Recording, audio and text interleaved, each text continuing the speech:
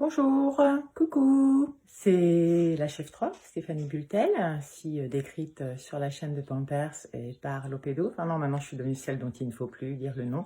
Oui, les interviews privées, c'est comme ça, on a le droit de le signaler, surtout quand c'est basé sur des calomnies. Donc je fais une petite vidéo en ce jeudi 21 mai 2020 qui va vous montrer un peu le contenu des dossiers de Lopédo et qui lui permettent de pourrir la vie de centaines de gens depuis des dizaines d'années. Et puis, je vous réserve une petite surprise pour la fin, puisque beaucoup vont crier au montage. Surtout, restez bien jusqu'à la fin, ça devient intéressant.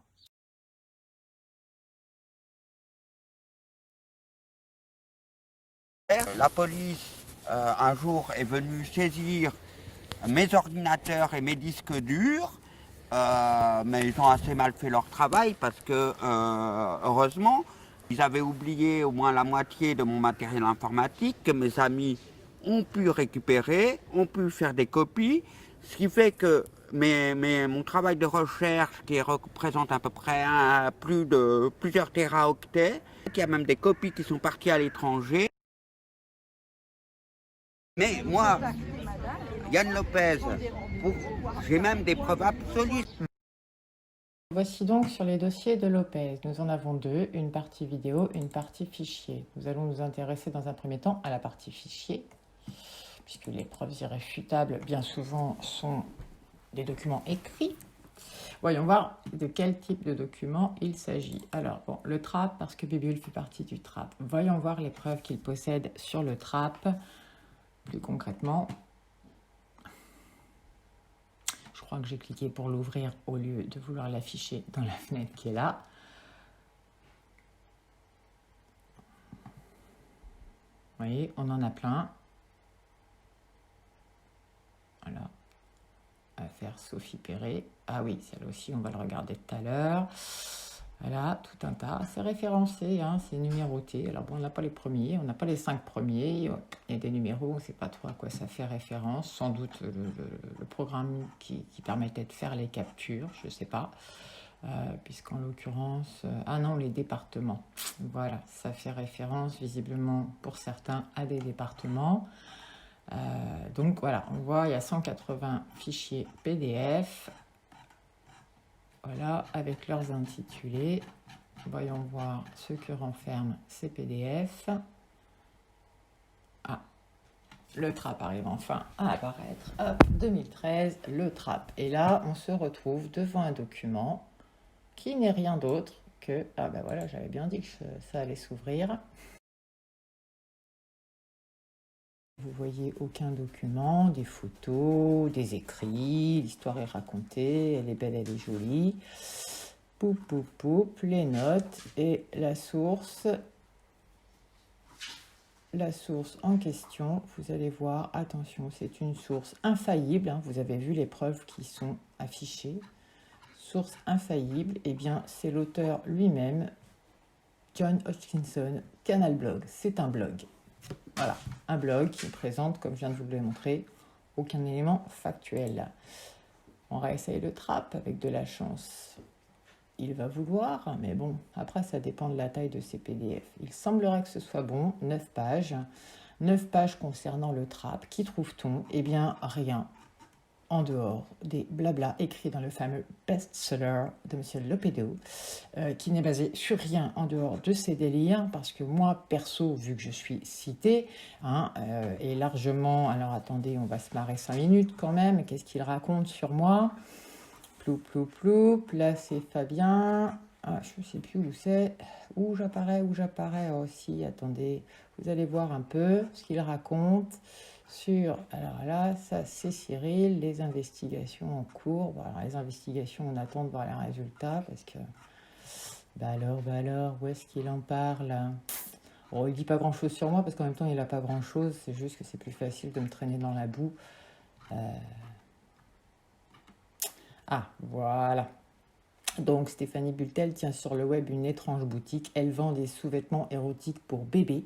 Alors, si quelqu'un sait à quoi ça correspond, parce que je ne vendais que des couvre-couches, couramment appelés bloomers, ou des jupes tutu pour fillettes, ou encore des objets type peigne, brosse, petit biberon que je customise avec des strass. Je ne vois pas où est le mal. Bien évidemment, ma boutique était inscrite au registre du commerce. C'est bien comme ça que M. Lopez a trouvé mon adresse à Saint-Brieuc. Elle aurait eu des relations sexuelles avec des anciennes victimes. Alors il paraît oui que j'ai couché avec Shérif, sauf que actuellement en dehors de Lopez, d'Olivier Claes et de Montaud de Wanted Pédo qui profère ces accusations parce que la vérité les dérange, l'intéressé lui-même n'a jamais affirmé et je me défie de le faire puisque j'ai une marque particulière sur le corps et en l'occurrence seule une personne qui couche avec moi sera capable de la décrire. Donc j'attends avec impatience, ça fait des années que je le demande, ça fait des années que toutes ces personnes sont incapables de produire la moindre preuve. Bref, on arrête de parler de moi, continuons. Affaire Sandrine Gatchadoua. Gatchadoua, qu'est-ce qu'on nous présente avec toute cette affaire qui dure depuis des années? Attention, on s'attend à du démentiel. Et oui, c'est démentiel. Vous allez voir 18 pages où elle raconte elle-même son histoire, voilà, avec les dates, les machins, mais on n'a aucun, je dis bien aucun document. Ni jugement de séparation, de divorce, de garde d'enfants, ni preuve de dépôt de plainte concernant ce qu'elle a fait. Mais bon, ça, on sait que ça a été fait, mais ça a été classé sans suite. Et pour cause, les enfants eux-mêmes ont démenti. Voilà sur la base de quoi sont constitués les dossiers de M. Lopez. On peut refaire pareil. Je prends notre ami Laproute. Alors non, celui-là, parce que c'est le petit Lily. Le filleul de Lopédo, oui, parce que cette grande dame qui, depuis 10 ans, se présente comme lanceuse d'alerte, parce que ses enfants sont placés, en fin de compte, elle refuse systématiquement les points de rencontre pour maintenir un lien avec ses enfants, préférant passer sa vie sur le net à calomnier les travailleurs sociaux, les juges, les magistrats, les avocats qui malheureusement ne lui donnent pas satisfaction parce que son dossier est indéfendable. C'est clairement de l'abandon d'enfants en foyer. Elle se plaindra que c'est à cause de l'âge que ses enfants sont abîmés.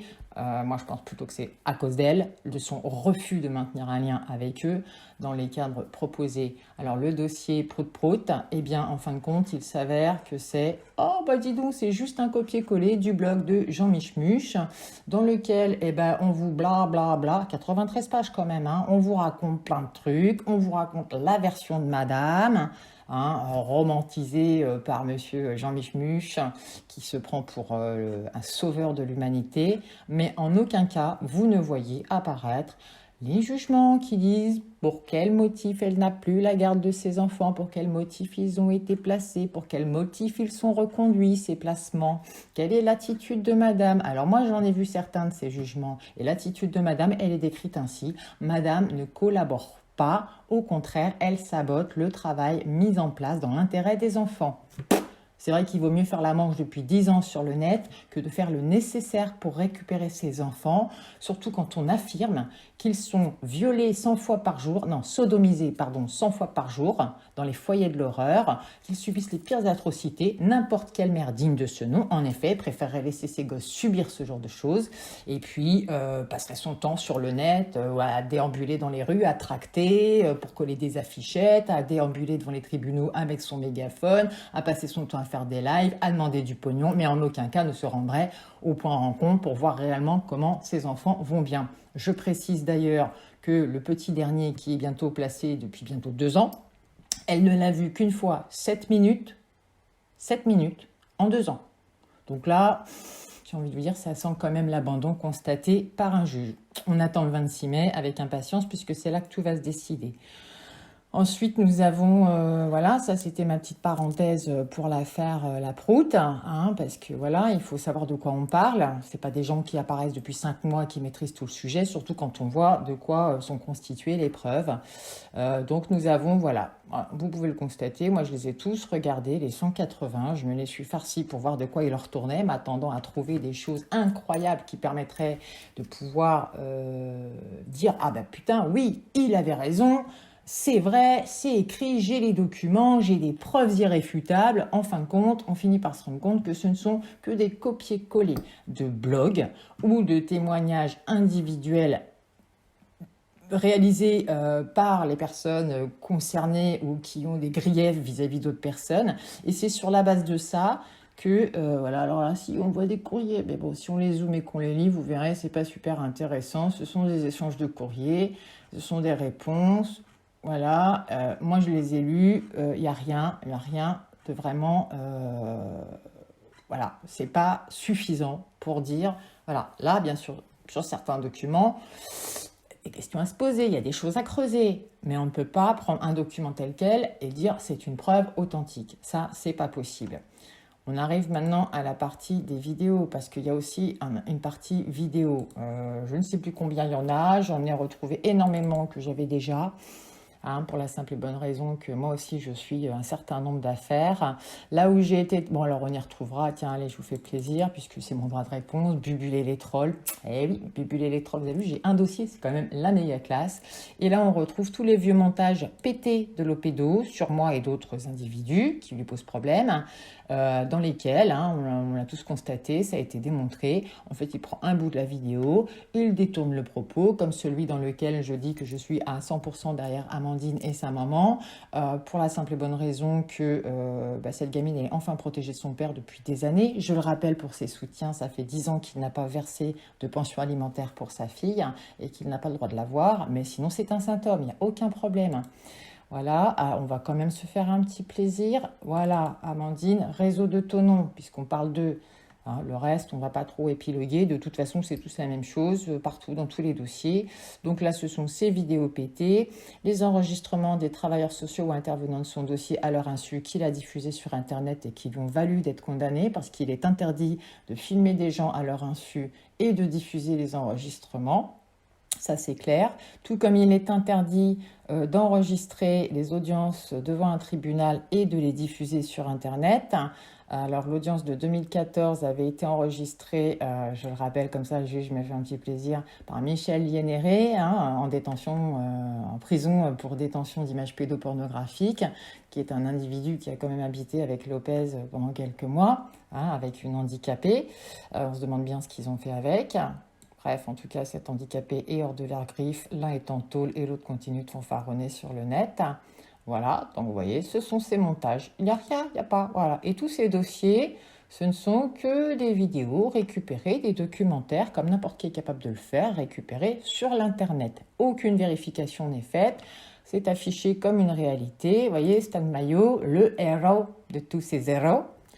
Eh bien, je vous le montre, le dossier Stan Mayo. Voilà, ce sont leurs vidéos, les vidéos de Mayo, celui qui se gargarise le nombril en vous endormant bien, en vous racontant des belles histoires assez horribles pour toucher votre émotionnalité, mais qui est actuellement, je le rappelle, en détention pour association de malfaiteurs dans le but d'enlever 3 enfants. Hein, vous avez beau dire il n'y a rien, il n'y a aucune preuve, bah oui forcément on va vous dire qu'il n'y a aucune preuve parce qu'on ne vous montre pas les dossiers.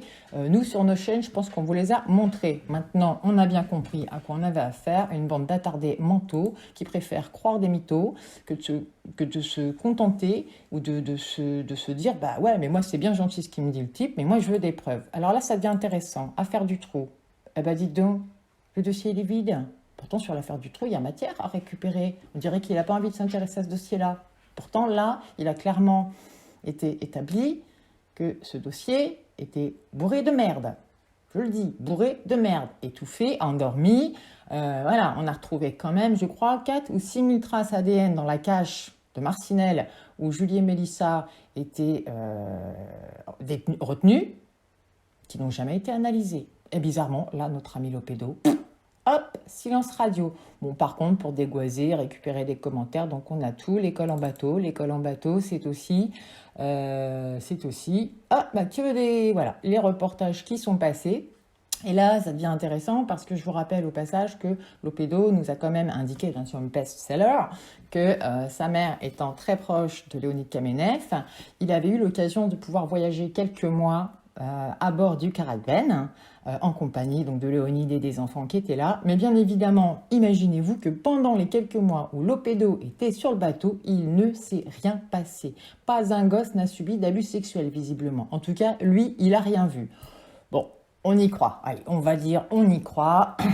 Mais moi, j'ai beaucoup de mal. Donc voilà, en gros, vous avez pu voir le contenu des preuves irréfutables et des dossiers de Lopédo que ses amis ont récupérés, se font fort de relayer sans la moindre vérification. Parce que vous voyez, là, je ne dis pas que tout est faux. Hein, il y a des choses qui méritent qu'on s'y intéresse, qu'on creuse un peu.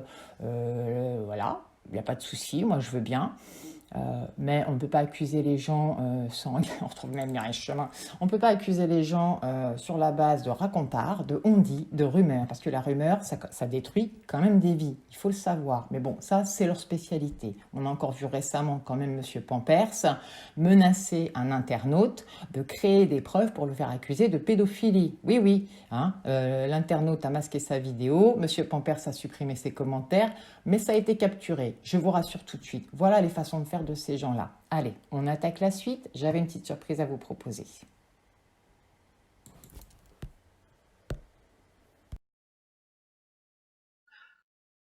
Donc maintenant que nous avons vu les preuves irréfutables de Yann Lopez, qui ferait rire n'importe quelle personne sensée et avec un tant soit peu de jugeote, parce que je suis désolée, mais pour moi des PDF ou des vidéos montages ou des interviews d'un seul son de cloche, comme on dit, ne sont pas des preuves. Par contre, les jugements rendus, favorables ou non, des expertises médicales, psychiatriques ou autres, tout document, permet une analyse et permet surtout de se faire une idée de la véracité d'une histoire ou non plus facilement. Voilà, moi je ne crois pas les gens sur parole.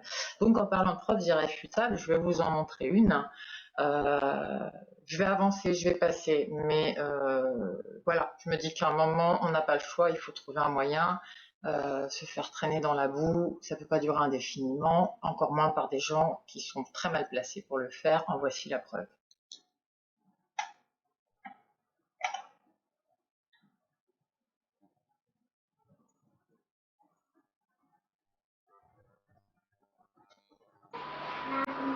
Voilà, voilà.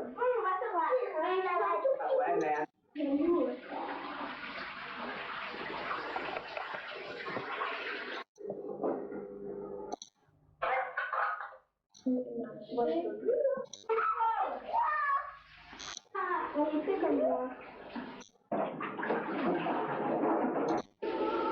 Mais je fais exprès d'aller un peu dans tous les sens pour vous montrer.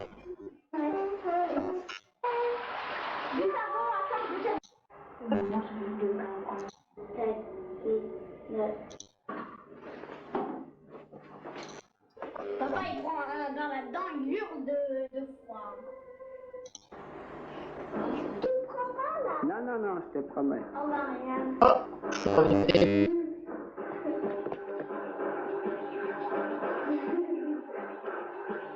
Attention. Voilà. On va à la fin. Parce que la fin, quand même, je vous la montre.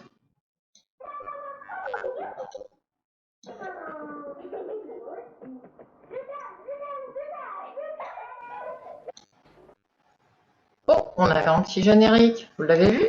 On avait un petit message de fin. Fin. Je vous rappelle le titre.